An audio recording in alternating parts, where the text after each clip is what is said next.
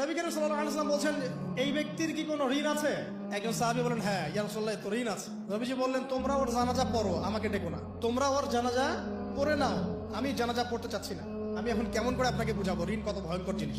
আপনি যে ব্যাংক থেকে 3-4 কোটি টাকার লোন নিয়ে রাখছেন, লাখ লাখ টাকা লোন নিয়ে বসে আছেন, দিব্যি সুখে বসে আছেন, এমন চিন্তায় যে আপনার মৌত হবে না। আর নবী সাল্লাল্লাহু আলাইহি ওয়াসাল্লাম সময়ে একজন মারা যাচ্ছেন, তিনি বলছেন তোমরা জানাজা পড়ে নাও, আমি জানাজা পড়তে চাচ্ছি না। মানে ঋণগ্রস্ত ব্যক্তি জানাজাও তিনি পড়তেন না। তারপরে একজন এসে বললেন, ইয়া রাসূলুল্লাহ, আমি তার ঋণ শোধ করে দিব, তার যা ঋণ আছে আমি শোধ করে দিব। তখন নবী এসে জানাজা পড়লেন সাল্লাল্লাহু আলাইহি ওয়াসাল্লাম। তো আপনার এই কোটি কোটি টাকা ঋণ শোধ করার লোক তো রেডি আছে নাকি? আছে না? সমস্যা নেই, আপনার জানাজা পড়া হবে, আপনার মিলাদও হবে, আপনার একটা বড়সড় দোয়াও হবে ইনশাআল্লাহ। কিন্তু আল্লাহ পাক বলেছেন, শহীদ আল্লাহর পথে যুদ্ধ করে শহীদ হয়েছে, এই ব্যক্তির আত্মাও ঝুলে থাকে যতক্ষণ পর্যন্ত না তার ঋণটা শোধ করা হয়। এবার বলেন আমি কি বুঝাবো আপনাকে? আর কিছু বলতে হবে? তো এখন সেই দোয়া শিখাচ্ছি আপনাদেরকে, যে দোয়া শিখলে আপনারা ঋণ থেকে বাঁচবেন।